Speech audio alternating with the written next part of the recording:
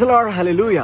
ఎక్కడైతే నువ్వు అవమానించబడ్డావో, ఎక్కడైతే నువ్వు నిందించబడ్డావో, ఎక్కడైతే తలదించుకున్నావో, ఎక్కడైతే అపహసించబడ్డావో, ఈరోజు వారి కన్నులు ఎదుటే, వారి ఎదుటే దేవుడిని తలెత్తబోతున్నాడని జ్ఞాపకం చేసుకో. నా జీవితంలో జరిగిన ఒక సంఘటన చెప్తాను, వినండి. నేను మొట్టమొదటిగా ఎవరైతే రక్షణ సువార్త ప్రకటించానో తన జీవితాన్ని మీద పంచుకోవాలని ఆశపెడతా ఉన్నాను. తన ఎగ్జామ్కి ప్రిపేర్ అవుతుంది, నీట్ ఎగ్జామ్కి.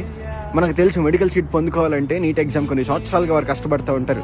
అయితే ఆ సమయంలో దేవుని మీద విశ్వాసం కలిగి నేను ఉంటాను, నాకు దేవుని గురించి చెప్పంటే, దేవుడి మీద విశ్వాసం కలిగి ఉండు, దేవుడు అడిగింది ఇస్తాడంటే నిజంగా ఇస్తాడా? నేను ఈరోజు దేవుని నమ్ముకుందాం అనుకుంటున్నాను, విశ్వసిద్దాం అనుకుంటున్నానంటే నువ్వు ధైర్యంగా ముందుకు వెళ్ళిపోని దేవుని గురించి చెప్పానమాట.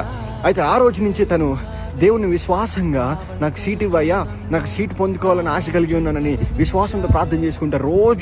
ప్రతిరోజు నాతో ప్రార్థన చేయించుకుని దేవుని యొక్క మాటలు విన్న తర్వాతే తన జీవితాన్ని కొనసాగించేది, తన రోజుని కొనసాగించేది. అలాంటి టైంలో తన ఎగ్జామ్ మంచిగా రాసిందని ఆ వార్తను నాకు చెప్పి, రిజల్ట్ వచ్చిన రోజు ఆ లాగిన్ క్రెడెన్షియల్స్ నాకు ఇచ్చి, ఒకసారి ఎన్ని వచ్చినాయో చూడండి అని అడగగానే లాగిన్ అయ్యాను.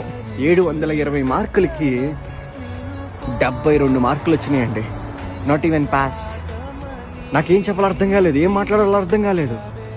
నేనే అనుకున్నా, ఏంటి దేవా ఇలా జరిగించావు అని అనుకున్నాను. కానీ ఆ సమయం కొంత తర్వాత వెళ్ళిపోయింది. పరిస్థితులు అనుకూలంగా లేవు, చాలా దారుణంగా మారింది. నిజమే కదా, అన్ని తక్కువ మార్కులు వస్తే తల్లిదండ్రులు, స్నేహితులు, బంధుమిత్రులు అందరూ అవమానిస్తారు, అందరూ నవ్వుతారు. కానీ అలా ఇంకొక సంవత్సరం తర్వాత మళ్ళీ ట్రై చేసింది.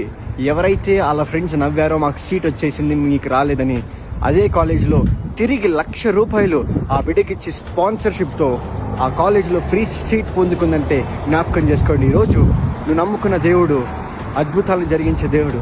నువ్వు విశ్వసిస్తే ఈరోజు నీకు కార్యం జరగనట్టు కనిపించిందేమో, కానీ చివరికి విజయాన్ని నీ సొంతం చేస్తాడు. ఎవరి ముందైతే ఈరోజు నువ్వు అవమానంగా తలదించుకున్నావో వారి కన్నులు ఎదుటే దేవుడు సమయంలో అద్భుతాన్ని చేసి నీ తల ఎత్తబోతున్నాడని జ్ఞాపకం చేసుకో. ఆమేన్.